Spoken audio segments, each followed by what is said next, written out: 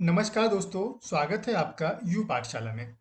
आज का हमारा टॉपिक है land, soil, water, natural vegetation and wild life resources.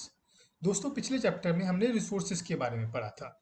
हमारे सराउंडिंग में जो भी चीज़ है और जिसको हम यूटिलाइज कर सकते हैं या जिसकी कोई यूटिलिटी है हमारे लिए, वो सब रिसोर्सेज है। हमारा वाटर रिसोर्स है क्योंकि वाटर को हम यूज करते हैं। लैंड रिसोर्सेज है। नेचुरल वेजिटेशन हमारा रिसोर्सेज है। हमारे वाइल्ड लाइफ भी हमारा रिसोर्स है। तो हमारे सराउंडिंग में जो भी चीज़ है जिसका यूज है हमारे लिए, डेट इज रिसोर्सेज। तो चलिए आगे बढ़ते हैं रिसोर्सेज के बारे में। तो सबसे पहले हम बात करते हैं लैंड की। Land is among the most important natural resources. अब इतना इंपॉर्टेंट क्यों है लैंड हमारे लिए रिसोर्सेज? इतना इंपॉर्टेंट इसलिए है क्योंकि जो हमारी एग्रीकल्चर है वो लैंड सरफेस पर ही होता है। हमारे फॉरेस्ट कवर हैं वो भी लैंड पर हैं। हम लोग रहते भी लैंड पर हैं। हमारे जो छोटी छोटी वाटर बॉडीज हैं, पॉन्ड्स हैं, रिवर्स हैं, वो सब लैंड पे फ्लो करती हैं। हमारे जो कंस्ट्रक्शन एक्टिविटीज़ है, हमारी फैक्ट्रीज हैं, ये सब भी हमारी लैंड पर ही बनती हैं। तो इसलिए लैंड हमारे लिए बहुत इंपॉर्टेंट नेचुरल रिसोर्सेस है। It covers only about 30% of the total area of the Earth's surface, and all part of this small percentage are not habitable. जैसा कि हमने पढ़ा था कि हमारे जो अर्थ का जो सरफेस है उसका 70% में वाटर है और रिमेनिंग 30% है वो लैंड है। ठीक है, लेकिन जो रिमेनिंग जो 30% है उसका भी ऐसा नहीं है कि सभी एरिया में हम लोग रह सकते हैं या पॉपुलेशन डेंसिटी सब जगह इवन है। तो अनइवन डिस्ट्रीब्यूशन है, कहीं पे पॉपुलेशन ज़्यादा है, कहीं पे कम है, या कुछ एरिया हम रह सकते हैं, कुछ एरियाज में हम नहीं रह पाते। The uneven distribution of population in different parts of the world is mainly due to varied characteristics of land and climate. हमारा जो क्लाइमेट है और लैंड है, लैंड की प्रॉपर्टीज है, लैंड की करेक्टरिस्टिक है, वो वो डिसाइड करता है कि पॉपुलेशन डेंसिटी वहाँ पे कैसी होगी। जैसे जो हार्श क्लाइमेट है वहाँ पे ऑब्वियसली पॉपुलेशन डेंसिटी कम होगी। जैसे पोलर रीजन्स है, पोलर रीजन्स पे ठंड बहुत होती है तो पॉपुलेशन डेंसिटी बहुत कम है। अगर लैंड की बात करेंगे, जैसे हिली टेरेन्स है, वहाँ पे लैंड पॉपुलेशन डेंसिटी कम होगी। और जो फर्टाइल लैंड है, प्लेन्स की फर्टाइल लैंड है, वहाँ पे पॉपुलेशन डेंसिटी ज़्यादा होगी। The rugged topography, steep slopes of the mountains, low-lying areas susceptible to waterlogging, low-lying areas जहाँ पे waterlogging हो सकती है, पानी का जमाव हो सकता है, desert areas, thick forest, घने जंगल, are normally sparsely populated और uninhabited. Population density कम होती है या फिर ना के बराबर होती है। Plains and river valleys are the densely populated areas of the world. जो प्लेन्स हैं या रिवर वैलीज हैं वहाँ पे पॉपुलेशन डेंसिटी बहुत ज़्यादा होती है। रीजन बीइंग क्योंकि वहाँ पे सोइल की फर्टिलिटी अच्छी होती है, वाटर की अवेलेबिलिटी होती है, लैंड प्लेन होती है, तो कंस्ट्रक्शन एक्टिविटीज़ भी ईजी होती है। ठीक है, तो चलिए आगे बढ़ते हैं, लैंड यूज की बात करते हैं। Land is use for different purposes such as agriculture, forestry, mining, building houses, roads and setting up of industries. This is commonly known as land use. मतलब डिफरेंट पर्पज के लिए लैंड को use करना, उसको हम बोलते हैं land use. The use of land is determined by physical factors such as topography, उस लैंड की टोपोग्राफी कैसी है, सॉइल कैसी है, सॉइल की फर्टिलिटी कैसी है, वहाँ का क्लाइमेट कैसा है, वहाँ पे मिनरल्स अवेलेबल हैं या नहीं है, और वाटर की अवेलेबिलिटी। इन सब चीज़ के ऊपर लैंड यूज डिपेंड करता है। जैसे अगर टोपोग्राफी उसकी हार्श है तो वहाँ पे पॉपुलेशन डेंसिटी ज़्यादा नहीं होगी। अगर वहाँ पे मिनरल्स अवेलेबल हैं तो मिनरल रीजन तो होगा, वहाँ पे मिनरल को हम एक्सप्लॉइट करेंगे उस रीजन से, लेकिन पॉपुलेशन डेंसिटी वहाँ भी ज़्यादा नहीं होगी। अगर जैसे डेजर्ट एरिया है, वहाँ पे वाटर अवेलेबिलिटी नहीं है या ना कम है, तो वहाँ पर भी ह्यूमन हैबिटेशन कम होगा। Human factors such as population and technology are also important determinants of the land use pattern. देखो, टेक्नोलॉजी और ह्यूमंस, ये तो जैसे पिछले चैप्टर्स में भी आपने पढ़ा था कि ह्यूमन बींग्स अपनी स्किल्स का यूज करके या टेक्नोलॉजी का यूज करके रिसोर्सेज को यूटिलाइज करते हैं। तो लैंड यूज पैटर्न को भी डिटरमाइन करते हैं ह्यूमंस बींग और technology. Land can also be classified on the basis of ownership. Ownership मतलब मालिकाना हक के बेसिस पर भी लैंड को हम क्लासिफाई कर सकते हैं एज अ प्राइवेट लैंड और community land. Private land is own by individuals, किसी एक व्यक्ति विशेष की वो जमीन हो सकती है। And community land is owned by the community for common common uses like collection of fodder, fruits, nuts और मेडिकल हर्ब्स। जो कम्युनिटी लैंड है वो मतलब पूरी कम्युनिटी की होती है। वहाँ पे जैसे चरागाह हो सकते हैं, फ्रूट्स हो सकते हैं, खेल के मैदान हो सकते हैं, और भी बहुत कुछ हो सकता है। These community lands are also called common property resources। ठीक है, लैंड यूज पर ही और आगे बढ़ते हैं। The quality of land also differ from place to place. ठीक है, हर डिफरेंट प्लेसेस टू प्लेस में क्वालिटी और लैंड वेरी करती है। People started encroaching the common lands to build up commercial areas, housing complexes in the urban areas, and to expand the agricultural land in the rural areas। देखिए land use धीरे धीरे change हो रहा है, urban areas expand हो रहा है तो, और रूरल एरियाज कम हो रहा है। या फिर बोल सकते हैं एग्रीकल्चरल लैंड भी इंक्रीज हो रही है। किस तरह से हो रही है, हम फॉरेस्ट कवर को डिस्ट्रॉय कर रहे हैं और एग्रीकल्चर लैंड को बढ़ा रहे हैं। या फिर अर्बन एरियाज का एक्सपेंशन हो रहा है, और जो एग्रीकल्चर लैंड थी पहले विलेजेस में, वो एग्रीकल्चर लैंड कम हो रही है और हमारे शहर बढ़ रहे हैं। तो दोनों ही तरह से इंक्रोचमेंट है। एग्रीकल्चर लैंड पे अर्बन एरियाज का इंक्रोचमेंट है, और फॉरेस्ट पर इंक्रोचमेंट है एग्रीकल्चर के लिए। Getting my point. Agriculture area को हम बढ़ाने के लिए फॉरेस्ट में इंक्रोच कर रहे हैं, और अर्बन एरियाज को बढ़ाने के लिए हम अपने विलेजेस में एग्रीकल्चरल लैंड को इंक्रोच कर रहे हैं।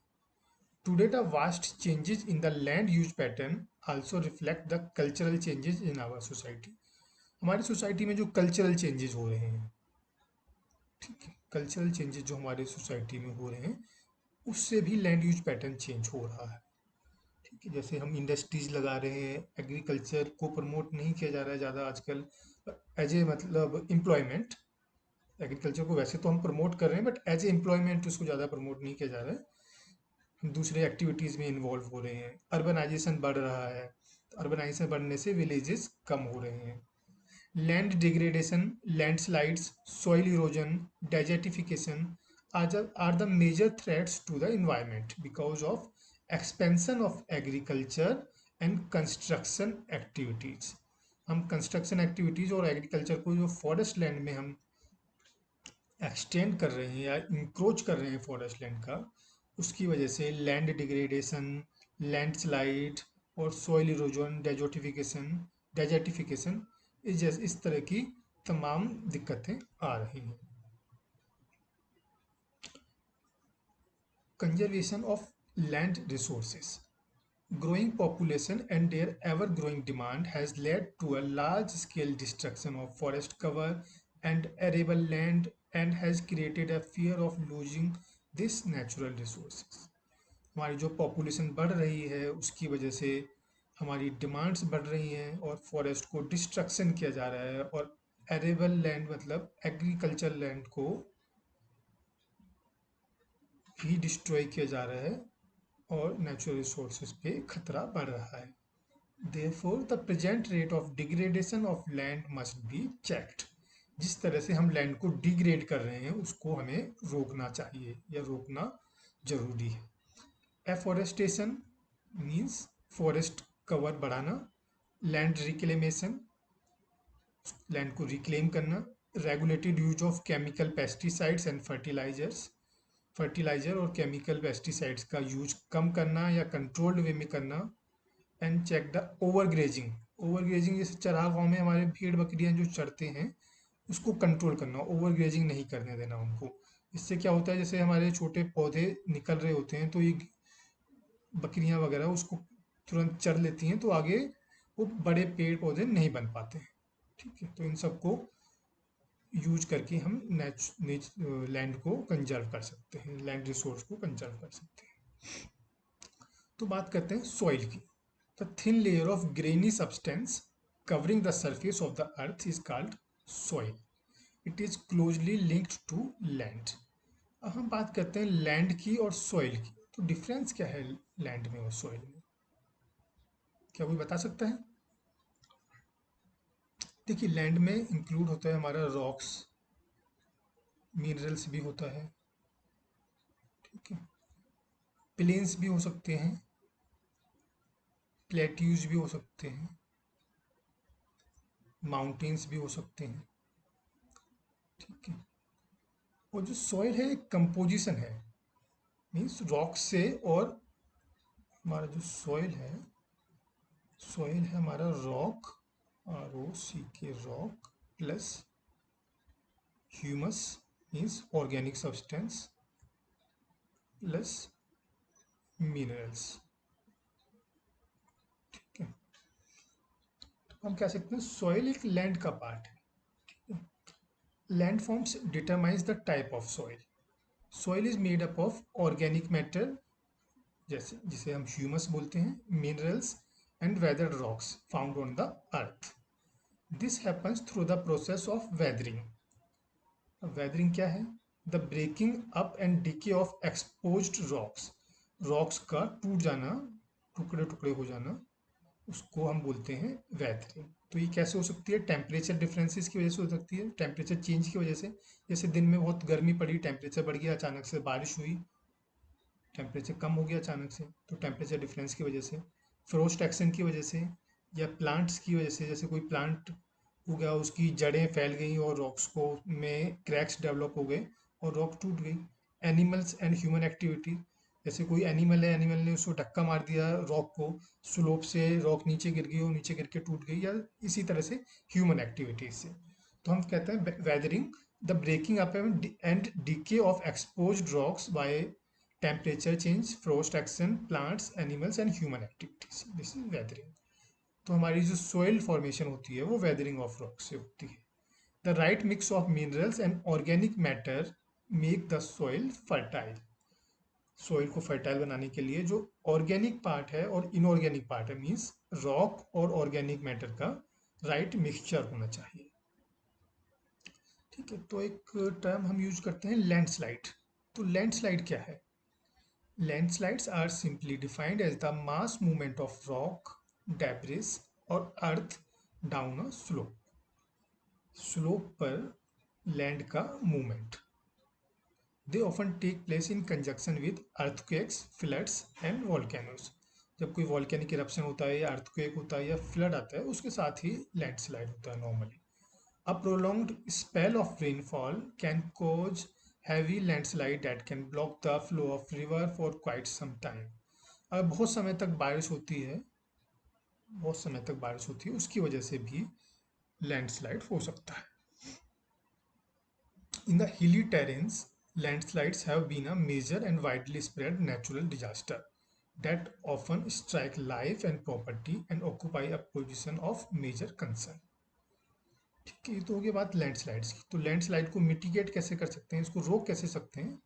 हैजार्ड मैपिंग, जैसे जो लैंडस्लाइड प्रोन एरियाज हैं उनकी मैपिंग करके, उनको आइडेंटिफाई करके कि कहाँ कहाँ पे लैंडस्लाइड हो सकता है, तो उनकी फर्स्ट तो मैपिंग की जानी चाहिए। कंस्ट्रक्शन ऑफ रिटेंशन वॉल का कंस्ट्रक्शन किया जा सकता है।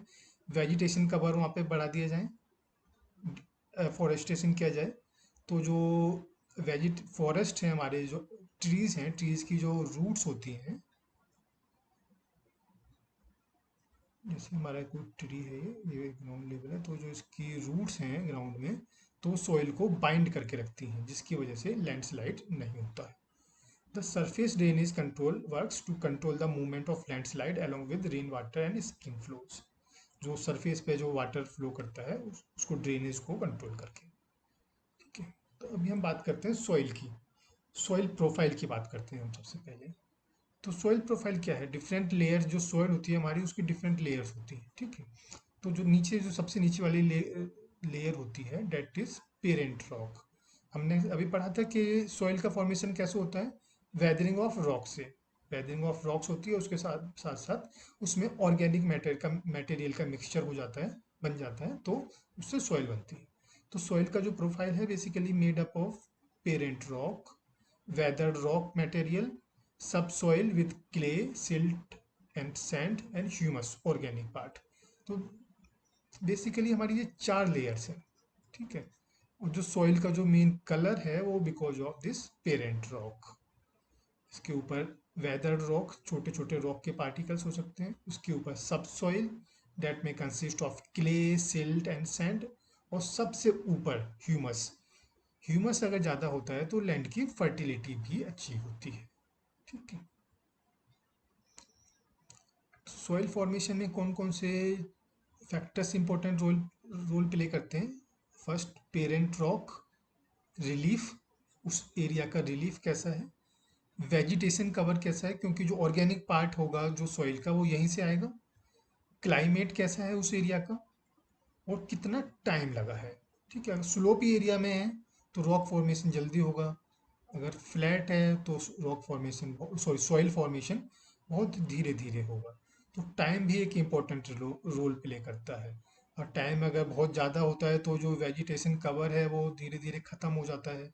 अगर टाइम बहुत कम है तो भी वेजिटेशन कवर कम हो सकता है। एक आइडियल टाइम फ्रेम होना चाहिए जिसकी वजह से उसको वेजिटेशन कवर, उस मतलब जो ऑर्गेनिक पार्ट है रॉक का, ऑर्गेनिक पार्ट है सॉइल में, वो एडिक्वेट हो। एक उसके लिए एक एडिक्वेट टाइम फ्रेम की ज़रूरत है। ना ही तो ये बहुत कम होना चाहिए, ना ही बहुत ज़्यादा होना चाहिए। तो हमने देखा कि सॉइल फॉर्मेशन में कुछ 5 फैक्टर्स, और भी कुछ फैक्टर्स हैं but main, basically main 5 factor हैं। Parent rock, relief, vegetation, climate और टाइम। ये सॉइल फॉर्मेशन में एक इंपॉर्टेंट रोल प्ले करते हैं। आगे बात करते हैं degradation of soil and conservation measures की। Soil erosion and depletion are the major threats to soil as a resource. Both humans and natural factors can lead to degradation of soil. Human factors भी इसमें role play करते हैं और natural factors भी। Natural factor जैसे landslides है, floods हैं, rain wash है, ये सब नेचुरल फैक्टर्स हैं। और ह्यूमन फैक्टर्स क्या है? डिफॉरेस्टेशन, फॉरेस्ट को काटना, overgrazing, overuse of chemical fertiliser and pesticides, rain wash, ठीक है, बारिश की वजह से सरफेस का धुल जाना। नेचुरल भी हो सकता है और मैन मेड भी हो सकता है। होता तो ये नेचुरल है लेकिन मैन इस प्रोसेस को एस्केलेट कर देता है। ह्यूमन बींग्स हम इसको एस्केलेट कर देते हैं इस प्रोसेस को। फॉरेस्ट कवर अगर नहीं होगा तो रेन वॉश बढ़ जाएगी, ठीक है। Some methods of soil conservation are listed below. ये तो बात होगी डिग्रेडेशन की। अब कुछ इस डिग्रेडेशन को रोकने के लिए या सॉइल को कंजर्व करने के लिए क्या क्या मेथड्स हैं? फर्स्ट है मल्चिंग। मल्चिंग क्या होती है? The bare ground between plants is covered with a layer of organic matter like straw. जो ग्राउंड है, एक्सपोज्ड ग्राउंड है, उसके ऊपर इस ऑर्गेनिक मैटर की एक लेयर बिछा दी जाती है जो सॉइल के मॉइस्चर को रिटेन करने में हेल्प करती है। सेकंड प्रोसेस है contour barriers. Stones, grass, soil are used to build barriers along contours. Trenches are made in front of the barriers to collect water. तीसरा है रॉक डैम।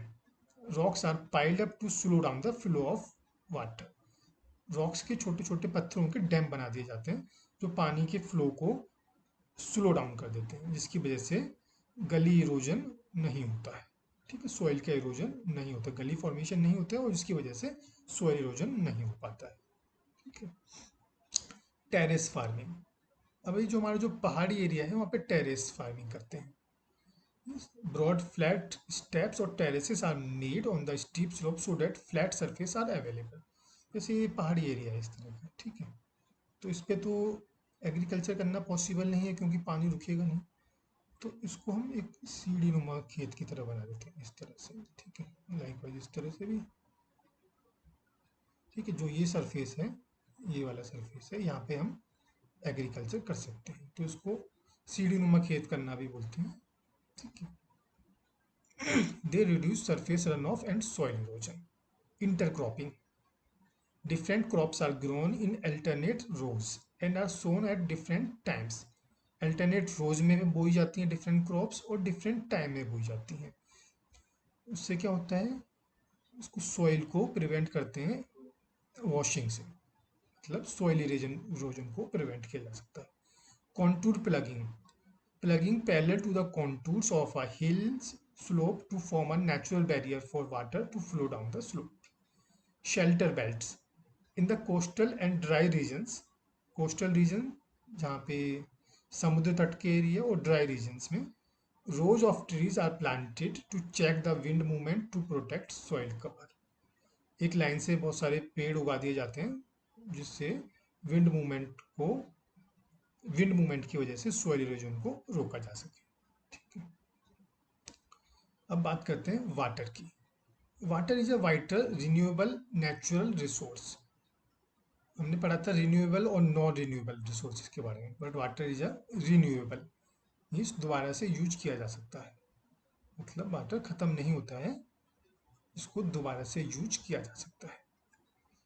दोस्तों जैसे हमने पहले पढ़ा था कि अर्थ सरफेस का 70%, ऑलमोस्ट 70%, एग्जैक्टली 70% नहीं, ऑलमोस्ट 70% वाटर है। वाटर है ओशियंस में, ठीक है, रिवर्स में, ग्राउंड वाटर है, पॉन्ड्स हैं, इस तरह से वाटर है। लेकिन जो ये टोटल वाटर है उसका केवल 2.7% ही फ्रेश वाटर है, ओनली 2.7%। बाकी वाटर समुद्र में सलाइन है, खारा पानी है, तो ह्यूमन कंजप्शन के लायक नहीं है वो। और जो 2.7% अवेलेबल है उसमें से भी 70% वाटर आइस कवर्स और आइस शीट्स और ग्लेशियर्स में है। दैट मीन्स जो टोटल वाटर है 2.7, उसका केवल 30% ही अवेलेबल है हमारे पास। That amounts to almost 1%। जो टोटल पानी है हमारा उसका केवल 1% ही फ्रेश वाटर है और ह्यूमन कंजप्शन के लिए अवेलेबल है, वो भी ग्राउंड वाटर के फॉर्म में या सरफेस वाटर की फॉर्म में, रिवर्स में, लेक्स में और वाटर वेपर्स की फॉर्म में एटमॉस्फेयर में। केवल 1% ह्यूमन कंजप्शन के लिए अवेलेबल है। तो इसी वजह से जो ह्यूमन कंजप्शन के लिए वाटर केवल 1% अवेलेबल है, तो फ्रेश वाटर एक बहुत ही इम्पोर्टेंट, बहुत ही प्रेसियस कमोडिटी बन जाता है। ठीक है, बहुत ही प्रेसियस कमोडिटी बन जाता है। Water can neither be added not subtracted from the earth. ना ही तो ये कम हो सकता है ना ही ज़्यादा हो सकता है। क्यों? क्योंकि हमने वाटर साइकिल के बारे में पढ़ा था ना। जैसे सपोज ओशियंस में वाटर है, रिवर्स में वाटर है, या हमारे सरफेस पे वाटर है, इवेपोरेट होगा, इवेपोरेट होके क्लाउड्स में कन्वर्ट हो जाएगा, क्लाउड्स में कन्वर्ट हो जाएगा, फिर बारिश होगी। ठीक है, कहीं स्नोफॉल होगा, कहीं पे बारिश होगी, रिवर्स में पानी आएगा, ओशियंस में आएगा, रिवर्स से फ्लो होके फिर ओशियंस में चला जाएगा, ओशियन से फिर इवेपोरेशन होगा। प्लांट्स हैं हमारे, प्लांट्स में ट्रांसपीरेशन होता है, इवेपोरेशन होता है, इससे वाटर वेपर्स क्रिएट होंगे, इवेपोरेट होके ये भी क्लाउड फॉर्मेशन हो जाएगा। तो इस तरह से वाटर साइकिल चलती रहती है। तो पानी कहीं जाएगा नहीं, पानी पूरा अवेलेबल रहेगा एटमॉस्फेयर में, बट ह्यूमन कंजप्शन के लिए कितना अवेलेबल है वो डाउटफुल है। ठीक है, fresh water therefore is the most precious substance on the earth. Water can neither be added nor subtracted from the earth. Its total volume remains constant। ठीक है, टोटल वॉल्यूम कांस्टेंट रहता है। और ये वाटर साइकिल के बारे में हमने पढ़ ही लिया। चलिए आगे चलते हैं। Humans use huge amount of water not only for drinking and washing but also in process of production। Industries में यूज होता है, एग्रीकल्चर में यूज होता है, इलेक्ट्रिसिटी जनरेशन के लिए भी वाटर यूज होता है।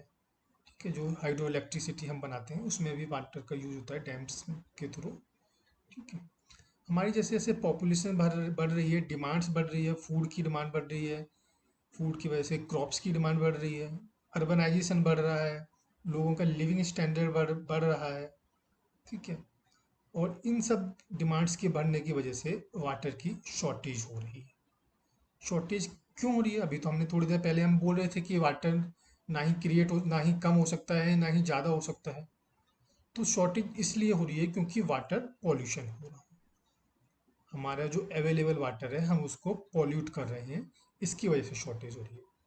अदरवाइज वाटर की कोई शॉर्टेज नहीं है, वाटर अवेलेबल है, पहले भी जितना था उतना भी आज अवेलेबल है, बट वाटर पॉल्यूट हो गया है और ह्यूमन कंजप्शन के लायक नहीं रहा है। ठीक है, water shortage may be a consequence of variation in seasonal or annual precipitation, or the scarcity is caused by overexploitation and contamination of water sources। Over exploitation और कंटेमिनेशन। Contamination means pollution. हमने जो water resources को over exploit किया है, इसको contaminate किया है, उसकी वजह से ही ये वाटर की स्कैर्सिटी डेवलप हुई है।